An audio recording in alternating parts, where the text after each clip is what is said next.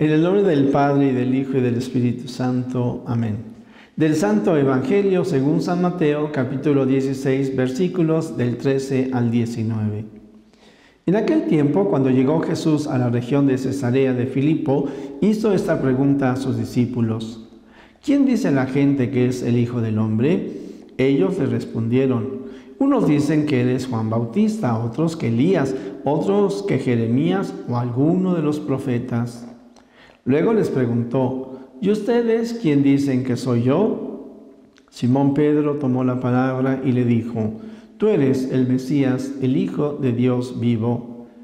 Jesús le dijo entonces: dichoso tú, Simón, hijo de Juan, porque esto no te lo ha revelado ningún hombre, sino mi Padre que está en los cielos.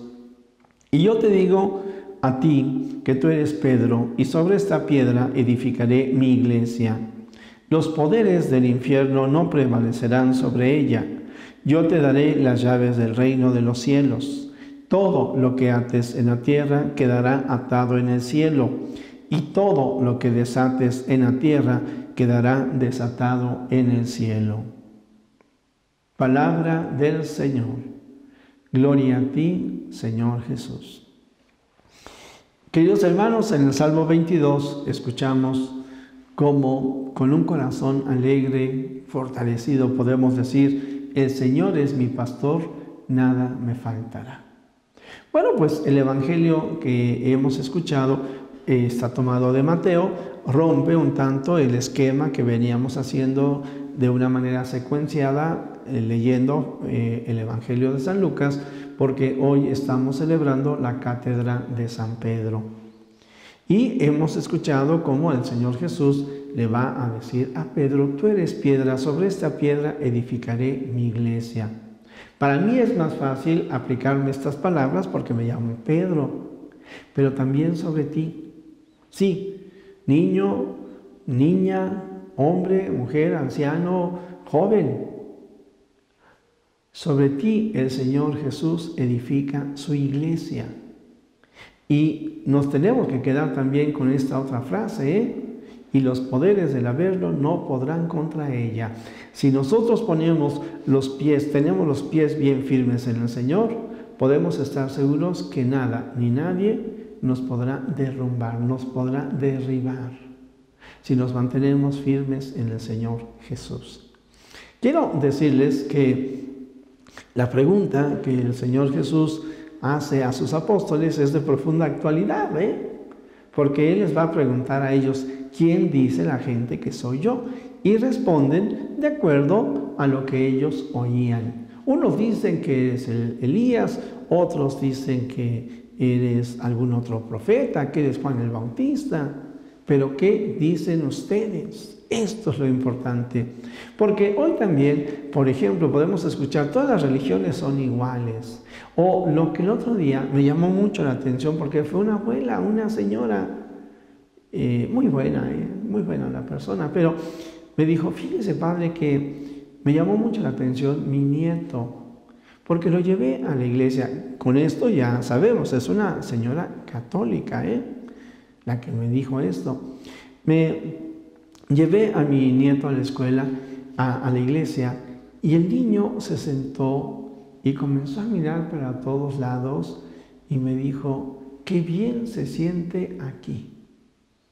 Abuela, cuando vengas a misa, tráeme.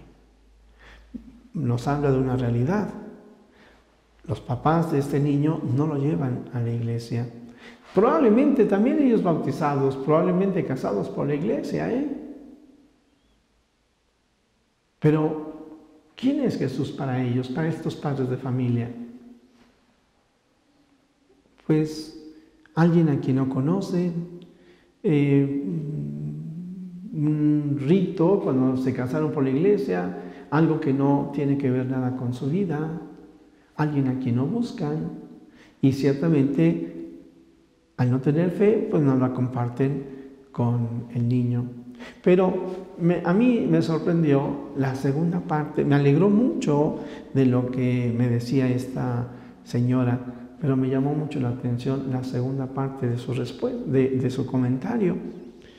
Porque yo le dije, es que los niños son sensibles a la presencia de Dios. Y me dijo, sí, hay que enseñarle espiritualidad. Religión, no. Entonces, ¿a qué va a la iglesia? Claro, la puedo entender, porque pues algunos hoy caen precisamente en ese error. Hay que tener espiritualidad, pero no hay que enseñar religiones, porque no sea que el que no piensa como yo se vaya a ofender. Porque todas las religiones son iguales, porque lo que hay que aprender es estar en contacto con Dios.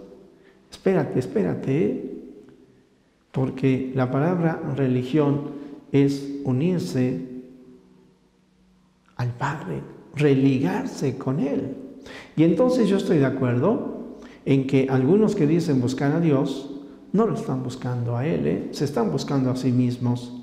Sobre todo esto es lo que promueve el New Age, pero también algunos pensamientos en la línea orientalista. Ahí está aquellos que buscan la yoga, el hinduismo, la meditación trascendental. Y de esa manera, entonces, para sus fines les conviene hablar de la espiritualidad. Y entonces van a decir, pues es que hay que relacionarnos con el espíritu del mundo, con el espíritu de los antepasados, con las energías que vienen del universo, con la Madre Tierra. No, amigo.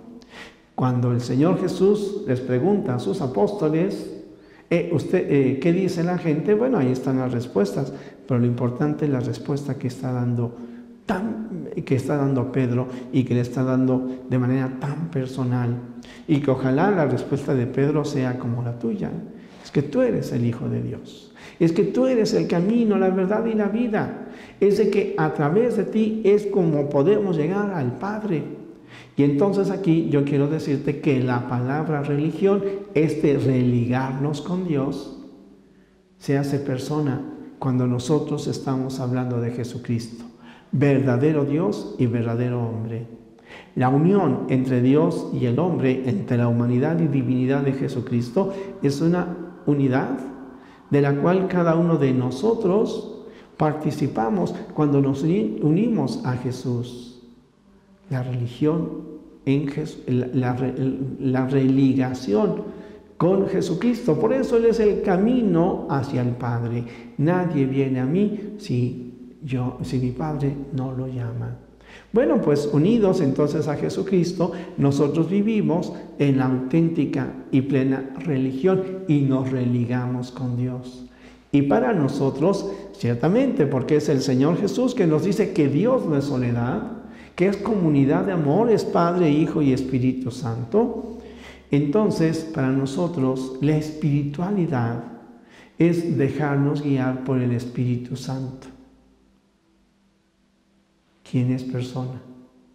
Quien vive en nosotros, el cual recibimos desde nuestro bautismo. Por eso, bienaventurado Pedro, porque esto que tú has dicho no te lo ha revelado el hombre, sino mi Padre que está en los cielos. Porque es el Espíritu el que habla en ti. Y entonces es cuando nosotros también, agradecidos por la fe que tenemos, recordamos lo que el Señor Jesús dice: no, ustedes no son los que me han escogido a mí, soy yo el que los he llamado. Y le damos gracias a Dios porque estamos respondiendo al llamado del Señor. Pues, amigo, fíjate qué importante es lo que en estos días hemos estado viviendo en este tiempo de la Cuaresma.